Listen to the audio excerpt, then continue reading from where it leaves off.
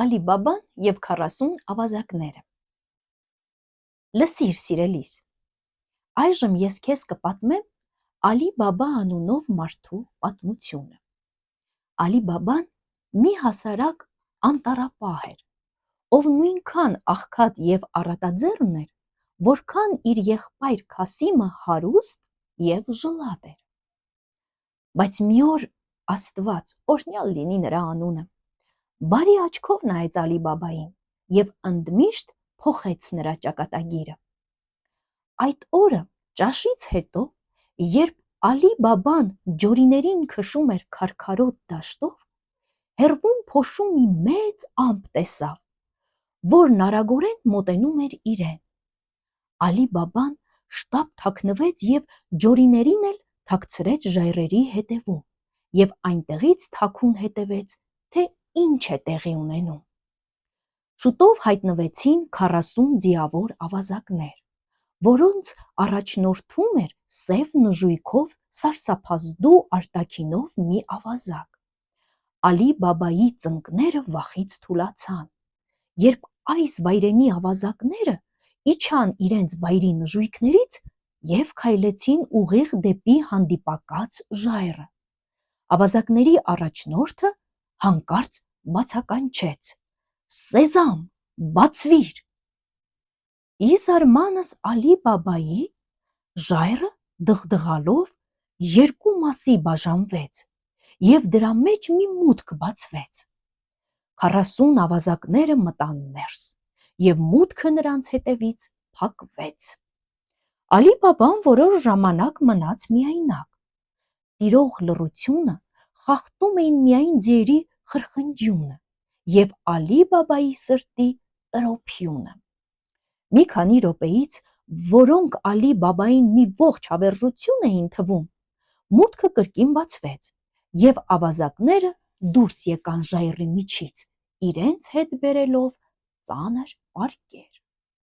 «Գնացինք», բացականչեց ավազակների առաջնորդը, և բոլոր ավազակները արագ հեծան իրենց նժույգներն ու իրենց հետևից փոշու մեծ ամպ թողնելով սլացան հեռու։ «Փառքդ շատ ողորմած Տեր», խոր շունչը քաշելով ասաց Ալի Բաբան,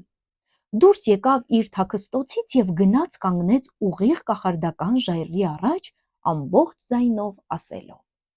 «Սեզամ, բացվիր»։ Ժայռը երկու կես եղավ, ժայռի մեջ մի քարանձավ բացվեց։ Ալի Բաբան զարմանքից քարացավ։ Քարանձավը լի էր գանձերով, ինչ ասես որ չկար, էլ թանկարժեք քարերով զարդարված թրեր, ոսկե սպասքեղեն և արծաթե լամպեր, էլ սնդուկներից դուրս թափվող ականջողեր, վզնոցներ և ապարանջաններ, էլ ընտիր մետաքսեղեն ու թանկարժեք համեմունքներով լի ոսկե ամաններ և ողջ քարանձավով մեկ թափված ոսկեդրամների պարկեր։ Ալի Բաբան մի որոշ ժամանակ լուռ կանգնեց, հետո ուրախ վազեց, մտավ քարանձավ և մուտքը փակվեց նրա հետևից։ Արագ Ալի Բաբան գրպաններն ու մի քանի դատարկ պարկ լցրեց ոսկով ու տարբեր զարդերով, հետո նա կրկին ասաց. «Սեզամ, բացվիր»։ Ի ուրախություն Ալի Բաբայի, քարանձավի մուտքը կրկին բացվեց, և Ալի Բաբան շտապեց դուրս։ Ժայռերը կրկին մոտեցան իրար, մուտքը փակվեց։ Այդ ընթացքում Ալի Բաբան պարկերը բարձեց ջորիների վրա և աղոթելով ու Աստծուն շնորհակալություն հայտնելով, վերադարձավ տուն։ Քանի որ Ալի Բաբան շատ բարի և առատաձեռն մարդ էր, ամեն ինչ կնոջը պատմելուց հետո առաջին հերթին շտապեց եղբորը պատմել իր հետ պատահածի մասին և նրա հետ կիսել իր գտած հարստությունը։ Բայց նրա եղբայր Քասիմը մի շատ նախանձ և ագահ մարդ էր և չցանկացավ բավարարվել այդքանով։ Նա ստիպեց Ալի Բաբային նկարագրել կախարդական ժայռի տեղն ու բացատրել, թե ինչպես է բացվում քարանձավի մուտքը։ Հաջորդ օրը առավոտյան Քասիմը վեր կացավ, նստեց իր ձին եւ առանց եղբորը որևէ բան ասելու գնաց փնտրելու ավազակների քարանձավը։ Ժայռի մոտ հասնելով նա բացականչեց. «Սեզամ, բացվիր»։ Ժայռը 2 եղավ, քարանձավի մուտքը բացվեց, եւ Քասիմը արագ մտավ ներս։ Քասիմը պարկերը մինչև վերջ լցրեց ոսկով եւ երբ արդեն ուզում էր դուրս գալ, բացականչեց. «Գարի, բացվիր»։ Բայց ոչինչ տեղի չունեցավ։ Քասիմը խուճապի մատնվեց, այս անգամ նա բացականչեց. «Ցորեն, բացվիր»։ Բայց քարանձավի մուտքը ոչ մի կերպ չէր բացվում։ Քասիմը հիշում էր, որ կախարդական բառը ինչ-որ հացահատիկի անուն է, բայց ինչ անուն էր, չէր կարողանում մտաբերել։ «Էլ Վարսակ, բացվիր, էլ եգիպտացորեն, բացվիր», ինչ ասես, որ չփորձեց Քասիմը, բայց քարանձավի մուտքը չէր բացվում ու չէր բացվում։ Մինչ Քասիմը այսպես հուսահատ նստած էր քարանձավում, նա զգաց, որ գետինը սկսեց դղրդալ։ Հանկարծ ժայռը 2 եղավ, եւ քարանձավի մուտքը աղմուկով բացվեց։ 40 ավազակները վերադարձել էին։ Քասիմը ոչ այդ, ոչ էլ հաջորդ գիշերները տուն չվերադարձավ։ Ալի Բաբան անհանգստացավ եւ գնաց եղբորը փնտրելու։ Նա Քասիմի մարմինը գտավ քարանձավի ներսում։ Ավազակները սպանել էին Քասիմին եւ մարմինը բաժանել 4 մասի։ Ալի Բաբան եղբոր մասնատված մարմինը ողբալով տարավ տուն եւ մի դերձակի վճարեց ու պատվիրեց, որ նա աչքերը կապած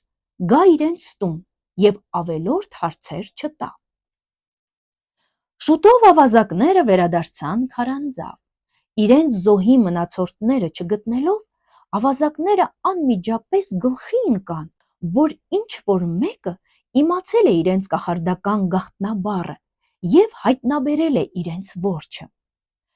«Մենք կքրքրենք Արաբիայի բոլոր փողոցները եւ կպարզենք, թե որ շունն է համարձակվել ներխուժել մեր տիրությունները»,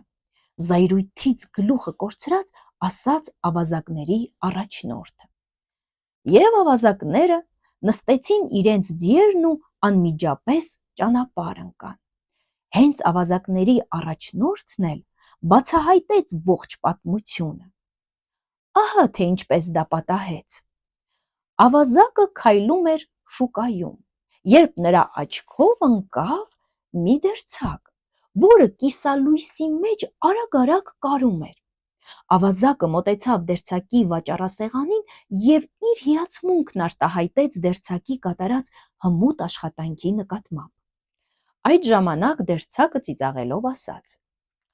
«Այսինչ է, որ դու պետք է տեսնեիր, թե անցյալ շաբաթ ինչ արեցի, իսկական դիակ եմ կարել, այն էլ փակ աչքերով»։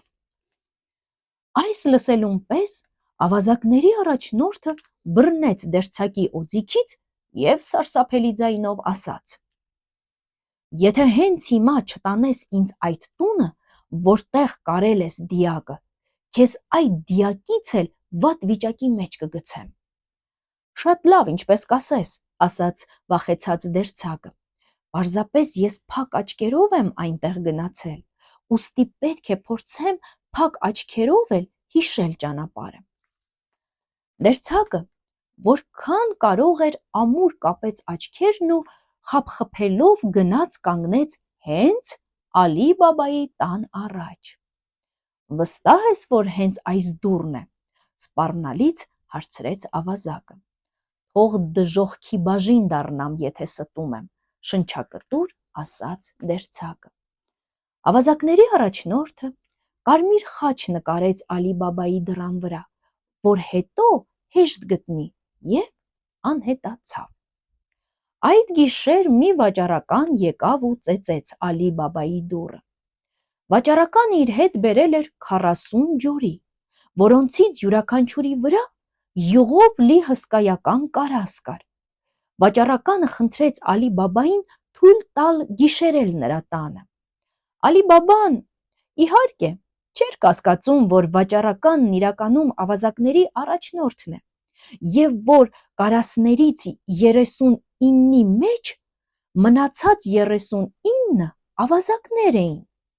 Կարասների մեջ թաքնված նրանք սպասում էին իրենց առաջնորդի հրամանին, որպեսզի դուրս գային և կոտորեին բոլորին, ով կար Ալի Բաբայի տանը։ Քանի որ Ալի Բաբան շատ հյուրասեր մարդ էր,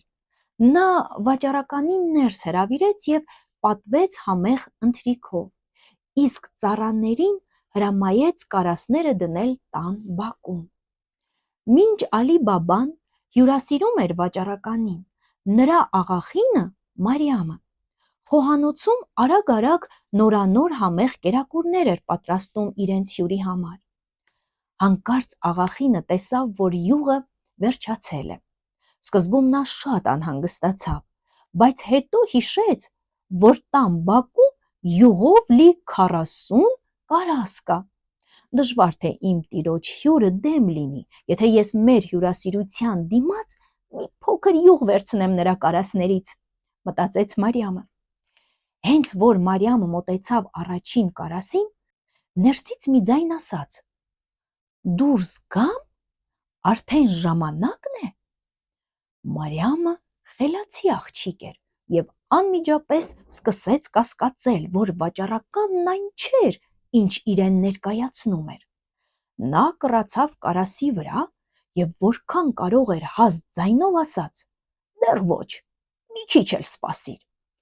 Հետո նա մոտեցավ երկրորդ կարասին։ Նույն բանն այստեղ տեղի ունեցավ։